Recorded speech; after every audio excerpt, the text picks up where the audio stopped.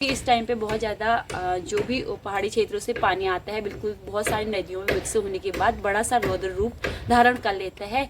तो इस वजह से आप लोग भी अपना ज़रूर ख्याल रखें, क्योंकि तो ये भी हमारे उत्तराखंड की अनोखी पहचान है। और माना भी कहते भी हैं कि अगर जिस साल हरेला हरा भरा बिल्कुल बड़ा हो जाता है उस साल बहुत ज़्यादा खुशहाली और सुख समृद्धि आती है। तो ऐसी सबसे पहले आप सभी बड़ों को मेरा प्यार भरा पहलाग। मैं पिंकी आप सभी लोगों का स्वागत करती हूँ देवभूमि उत्तराखंड के खूबसूरत शहर हल्द्वानी शहर से। तो आज मैं अपने व्लॉग की शुरुआत कर रही हूँ शाम के लगभग 5 बजे से। सुबह से तो लगातार बादल था आसमान पे, तो लेकिन अभी 1-2 बजे के टाइम से बहुत अच्छी खिली वाली धूप आ गई है और 2 बजे से अभी शाम तक बिल्कुल तेज़ वाली धूप हो रखी है। और इसी के साथ अब हम लोगों के घर के अंदर की वजह से सुबह से ही कई सारी कामकाज हो जाते हैं। उसके बाद शाम के तैयारी में हम सब्जी वगैरह में लग जाते हैं। बाकी मैंने यहाँ पे सब्जी वगैरह काट दिया है और अक्षय और मैं अब आ गए हैं तैयार होकर घूमने के लिए। अभी हम लोग छत पे जा रहे हैं, लेकिन अभी तेज़ धूप हो रही है, रोड में अभी चलने लायक हो नहीं रहा है। बाकी यहाँ पे श्रमिक वगैरह काम में लग चुके हैं, तो इस वजह से थोड़ा सा हमारे घर के सामने एक मकान बन रहा है, तो वहाँ से थोड़ी बहुत आवाज़ आ रही है, तो इसके वहाँ से अच्छे से क्लियर आवाज़ सुनाई नहीं दे पा रही है और थोड़ा सा ब्लॉगिंग करने में डिस्टर्ब जैसा हो जा रहा है। बाकी मैं अभी दिखाते हैं, क्योंकि शाम के टाइम पे रोज़ की तरह आज भी काफ़ी अच्छे नज़ारे दिखाई दे रहे हैं। धूप अभी तेज हो रही है, आसमान बिल्कुल साफ है और आज जहाँ भी देखो पूरे आसमान में बिल्कुल सफ़ेद सफ़ेद वाले बादल नज़र आ रहे हैं। और इसी के साथ हमारी कॉलोनी में शाम के टाइम पे खूब चहल पहल जैसी होने लगी है और शुरुआत भी हो चुकी है और हम लोग भी अभी घूमने के लिए आ गए हैं। बाकी थोड़ा बहुत मैं यहाँ पे अक्षय को घुमा रही थी, तो अभी मैं आ रखी थी अपने 2nd फ्लोर पे। तेज होने की वजह से मैंने अक्षय के थोड़ा बिस्तर वगैरह बाहर पे डाल दिया था, क्योंकि अभी बहुत ज़्यादा धूप तेज हो रही है और साथ में यहाँ पे तेज होने की वजह से चादर वगैरह मैंने सारे डाल दिए हैं। थोड़ी देर बाद धूप अभी कम हो जाएगी तो फिर मैं उसको अंदर रख लूँगी। धूप तेज होने की वजह से हरी घास भी बिल्कुल हरी भरी लगती है और साथ में यहाँ पे जैसे बुग्यालों में भेड़ बकरियाँ चरती थी, वैसे यहाँ पे गाय बच्चियाँ आजकल हरी घास को चर रही हैं और उनको ये चरने में काफ़ी ज़्यादा आनंद आ रहा है, क्योंकि जहाँ पे वो चर रही हैं हरी घास तो वहाँ से कहीं हिल भी नहीं रही है, क्योंकि एक ही जगह उनका पेट अच्छे से भर जा रहा है। और इसी के साथ अब ये कॉलोनी का माहौल भी काफ़ी अच्छा होने लग गया है और पहाड़ों पे तो आज बादल बिल्कुल सफ़ेद हो रखे हैं और ऐसा लग रहा है कि आज से कभी बारिश आएगी नहीं, क्योंकि आजकल मानसून हुए तो पल भर में मौसम चेंज होते रहता है, यानी कि बदलते रहता है। तो अभी शाम के टाइम पे कुछ ऐसा हो रखा है और धूप इतनी तेज़ हो रखी है कि सीधे आँखों को छू जा रही है। हमारे खेत भी बिल्कुल हरे भरे हो रखे हैं और यहाँ पे खेतों में आम के पेड़, साथ में नीम का पेड़ और एक घास का पेड़ भी काफ़ी ज़्यादा आजकल हरा भरा हो गया है। और इसी के साथ हमने खेतों पे थोड़ा सा एलोवेरा, अरबी और मक्के, भिंडी, सब्जियों में लगभग सारी चीज़ें हमने लगा रखी हैं, तो ये आजकल काफ़ी अच्छी हो गई है। और लगातार बारिश होने की वजह से आजकल ये बिल्कुल उपजाऊ जैसी भूमि हमारी हो रखी है। का पेड़ भी लगातार बढ़ते जा रहा है और इसके पत्ते कुछ दिलनुमा हो जाते हैं, यानी कि जो हार्ट का शेप होता है कुछ ऐसी दिखाई दे रहा है। और इस बारिश के मौसम में तो ये काफ़ी ज़्यादा सुंदर लगते हैं, क्योंकि ये बिल्कुल हार्ट शेप होता है और ये बिल्कुल हरियाली छाती है, तो पत्ते भी बिल्कुल फटे कटे नहीं होते, तो बिल्कुल बहुत अच्छे लगते हैं ये। बच्चों का मन एक जगह लगता नहीं है। हम लोग थोड़ा सा 2nd फ्लोर में घूम के आ गए हैं, लेकिन धूप इतनी तेज हो रही है कि धूप में बिल्कुल जाने का मन नहीं कर रहा है और 1 मिनट के ज़्यादा हम अगर धूप में रह रहे हैं तो बिल्कुल पसीने से हालत ख़राब हो जाती है। तो अभी हम लोग धूप में जा नहीं सकते, इसीलिए अब जा रहे हैं हम छत पे। तो अक्षय को थोड़ी देर में छत पे भी घुमा के लाती हूँ, क्योंकि घर के अंदर दिन भर रहेगी है और शाम के टाइम पे इसे पता भी चल जाता है कि घूमने का टाइम हो चुका है। घर के आगे नया घर का निर्माण हो रहा है, तो यहाँ पे कार्य प्रगति पे है, क्योंकि लगातार काम हो रहा है। रोज थोड़ा मशीनों की शोर शराबे से थोड़ा सा दिक्कत होती है, लेकिन यहाँ पे हमारी कॉलोनी भी हल्की हल्की करने के बाद भरने लगी है। जैसे ही मैं यहाँ पे छत पे आई थी, छत के इस साइड को हम लोग आ रखे हैं, क्योंकि यहाँ पे हल्की सी छांव हो रखी है, लेकिन जैसे ही हम धूप में जा रहे हैं तो बिल्कुल पसीने से हालत ख़राब हो जा रही है। तो थोड़ी देर पे यहाँ पे वैक्सी को टहलाती हूँ, उसके बाद जब दिन ही ढल जाएगा उसके बाद ही थोड़ा घूमने लायक हो जाता है। बाकी अक्सी अभी लग रखी है खेल पे। और अभी शाम के टाइम पे ज़्यादा कोई घूम नहीं रहा है तो ज़्यादा कुछ हो नहीं रहा है, लेकिन घर के अंदर भी क्या ही करें क्योंकि पापा पढ़ रहे हैं भगवत गीता, तो पापा आराम से उसको पढ़ रहे थे और ये डिस्टर्ब कर रही थी तो मैं सीधे इसको लेके आ गई थी छत पे। बाकी आजकल मम्मी नहीं है तो बिल्कुल अजीब जैसा हो रखा है और घर खाली खाली जैसा लग रहा है, क्योंकि फैमिली का कोई भी मेम्बर अगर घर से कहीं इधर उधर चले जाता है या रिलेशन में चले जाता है तो फिर घर में अजीब जैसा होता है। अक्सी को मैं लेके आ गई थी छत पे, लेकिन मैंने इसको थोड़ी देर पहले नहला रखा था, लेकिन कोई भी नहीं कहेगा कि बच्चों को पल भर में नहलाने के बाद फिर से वैसा कर देती है। तो इसको मैं छत पे लेके आ गई थी और यहाँ जहाँ धूप है वहाँ ज़्यादा जा रही है, वहाँ बहुत ज़्यादा गर्मी हो रही है। और आजकल इस बार तो आम का सीज़न भी है आजकल, तो जब भी इसका वैसे पहले आम का सीज़न है, पहले इससे पहले खाए नहीं है, पहली बार आम मतलब चखरी है। तो फ्रिज से एक एक दाना हर हमेशा जब भी फ्रिज के सामने जा रही है तो एक एक दाना पूरा उठा लेके आ रही है। तो इसी वजह से आम की वजह से इसके शरीर में थोड़े से दाने वगैरह हो गए हैं।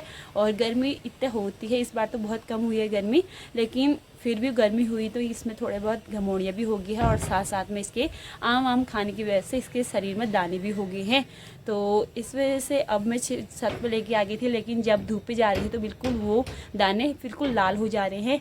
तो ऐसे में क्या ही करा जाए, क्योंकि बच्चों को रोकना बहुत ज़्यादा मुश्किल की बात होती है।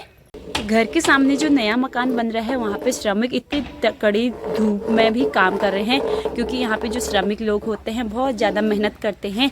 तो इसी की वजह से इनको मेहनत का फल भी मिलता है, क्योंकि इतनी तेज़ धूप हो रही है, हमारा 1 मिनट भी रहना धूप में मुश्किल हो जा रहा है। लेकिन ये जब से शुरू हुआ है, सुबह से इनकी काम का समय शुरू हो जाता है, शाम तक ये काम में लगे रहते हैं, लेकिन ये इनको ना धूप दिखता है ना बारिश दिखती है। कम बारिश में तो लगातार लगे रहते हैं, लेकिन ज़्यादा बारिश में ये आजकल बंद हो जाता है इनका काम।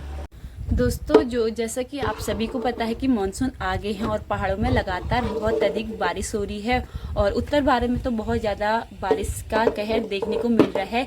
न्यूज़ चैनलों के माध्यम से हम लोग सुन रहे हैं और जो लोग पहाड़ों में रहते हैं उनका कहना भी है कि इस बार बहुत जल्दी मानसून आने की वजह से बहुत ज़्यादा बारिश होगी है। कहीं कहीं तो थोड़ा बहुत नुकसान भी हो चुका है और कहीं कहीं जो नदी नाले होते हैं बहुत ज़्यादा उफान में आ गए हैं। तो इस वजह से जो भी नदी के किनारे या जो नहरें, नदियों के जो समीप जिनका घर है वो अपना बचाव जरूर करें, क्योंकि इस टाइम पे कभी भी कितनी बारिश आ जाती है और मानसून का कोई भरोसा नहीं रहता कि पल भर में भी नदियाँ नाले सीधे उफान पे आ जाते हैं। तो जो लोग मतलब जो पानी के या शहर नहरों के नज़दीक रहते हैं तो वो अपना ज़रूर ख्याल रखें।